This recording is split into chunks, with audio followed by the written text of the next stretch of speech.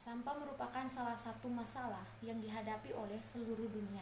Semakin besar jiwa dan aktivitas, maka jumlah sampah terus bertambah. Akibatnya biaya pengelolaan sampah menjadi tidak sedikit. Nah, selain itu limbah sampah secara alami menghadirkan ancaman bagi kesehatan jika tidak dikelola dengan baik. Sebagian besar penduduk Nusa Tenggara Timur bekerja dalam bidang pertanian dan perkebunan. Karena itu, dibutuhkan tanah yang subur, pupuk, air yang bagus, dan bibit-bibit tanaman yang unggul untuk menghasilkan panen yang berkualitas agar bisa dijual.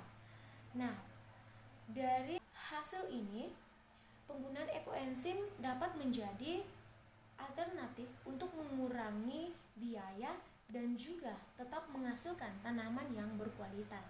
Karena itu, manfaat yang diberikan oleh ekoenzim ini sangat membantu dalam bidang pertanian dan perkebunan. Penelitian ini dilakukan di salah satu kelompok tani yang ada di Jemaat Gemit Kefas Bisuaf.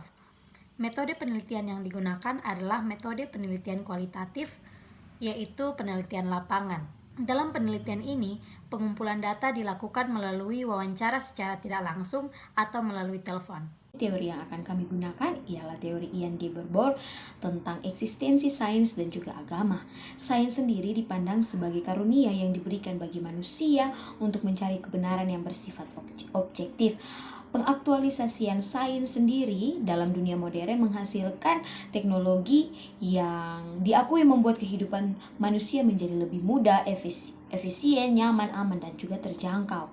Kemudian Ian Geberbor ini juga menjelaskan ataupun juga mencoba melihat dan memposisikan hubungan sains dan agama yang menurutnya ada 4 varian hubungan. Di antaranya adalah konflik, independensi, dialog, dan integrasi. Dari keempat varian hubungan di atas, yang lebih ditekankan di sini adalah dialog yang akan digunakan untuk menganalisa pemanfaatan ekoenzim dalam bidang pertanian. Penggunaan ekoenzim dalam bidang pertanian di Jemaat Gemit Kefas Bisuaf belum terlalu lama, akan tetapi manfaat yang telah didapatkan dari penggunaan ekoenzim itu cukup banyak, di mana ekoenzim sangat membantu jemaat dalam pertanian mereka karena dapat menyuburkan tanah melawan hama, menyuburkan tanaman, mempercepat pertumbuhan tanaman, dan meningkatkan kualitas sayur dan buah yang ditanam.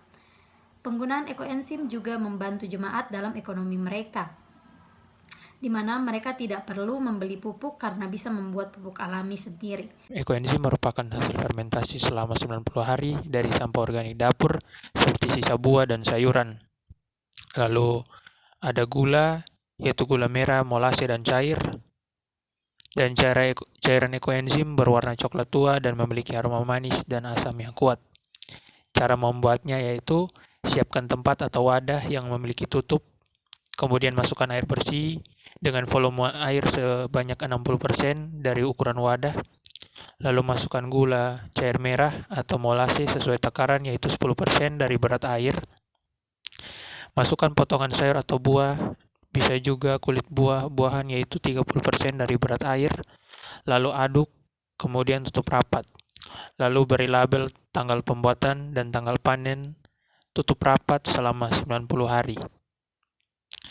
Dan dalam bidang pertanian, ekoenzim sangat bermanfaat bagi pupuk alami, bagi tanaman, dan dapat menyuburkan tanah dan tanaman, mempercepat pertumbuhan, menghilangkan hama, meningkatkan kualitas dan rasa buah dan sayuran, sebagai filter udara, herbisida, dan pestisida alami, dan filter air. Analisis terkait teori ini dengan pemanfaatan ekoenzim dalam bidang pertanian merupakan suatu bukti nyata adanya hubungan dialog antara sains dan agama. Dalam konteks ini, gereja telah memberdayakan sains untuk memudahkan dan menolong jemaatnya. Tindakan ini menunjukkan bahwa ada keterbukaan sehingga gereja dapat memanfaatkan dan mengkolaborasikan sains demi kemajuan anggota jemaatnya. Gemit Kefas Bisuaf secara keseluruhan juga memahami seperti apa yang dijelaskan oleh Barbor bahwa kedua hal ini, agama dan sains, memiliki kesamaan yang bisa diberdayakan atau dikolaborasikan. Secara nyata, ekoenzim ini telah menolong kelompok tani yang ada di Gemit Kefas Bisuaf untuk membantu mereka dalam mengelola pertanian dan menyuburkan tanaman.